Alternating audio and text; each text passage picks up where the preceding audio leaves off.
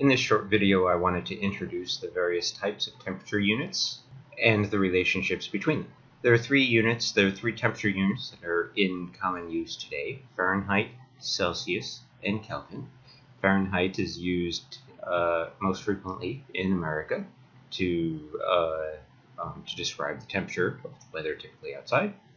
Celsius and Kelvin are the temperature units that are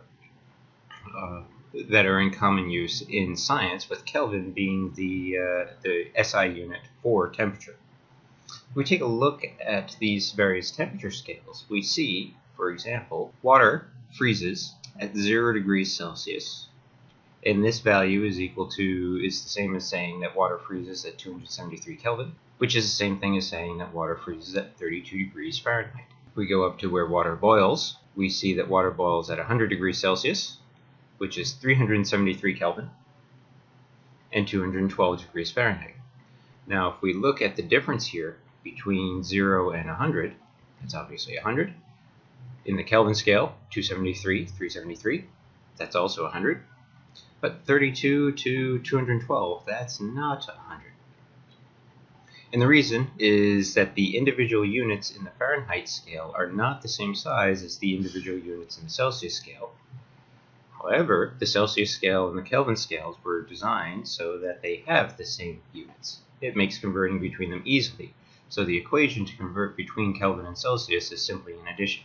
The equation to convert Celsius to Fahrenheit is a little more complicated because we have to account for the various the differences in the two scales. So let's take a look at this value up here, and we notice that water boils at 212 degrees Fahrenheit or 100 degrees Celsius. And I would like to use the equation that we have up here to confirm that this is indeed the case. So the question is, we're going to convert 212 degrees Fahrenheit to Celsius. The first step is to write down our equation. Now, this is the type of equation we call plug and chug, where we just plug in the values and chug out our answer. Our known is degrees Fahrenheit, 212 degrees, and our unknown is C. So let's go ahead and just insert a value here. 212 minus 32 is 180. 180 divided by 1.8. We can move the decimal points over in each case here. 0.0. When we see 180 divided by 18, those can cancel, and we're left with 100 degrees. Great. So our scale here, the book didn't lie. 212 degrees Fahrenheit is 100 degrees Celsius. Let's take a look at one more example. Very often, we are going to see room temperature is described as 25 degrees Celsius. Now, I'm interested in what that is actually in Fahrenheit. So here we're going to convert 25 degrees Celsius into Fahrenheit. Again, we're going to use the same equation because this equation shows us the relationship between degrees C, and degrees F. Notice that we are trying to solve for degrees F. We're given degrees C, so before we can actually use this equation, we need to rearrange it.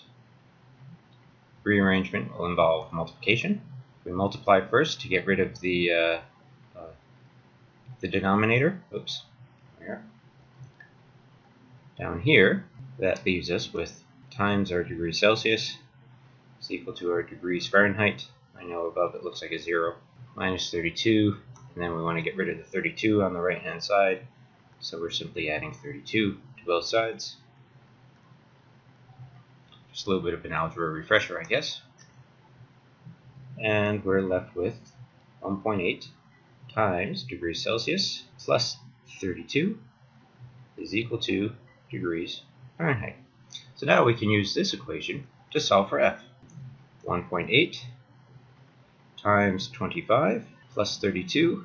We take out our calculators. 25 times 1.8 is 45. 45 plus 32 is 77. 77 degrees Fahrenheit.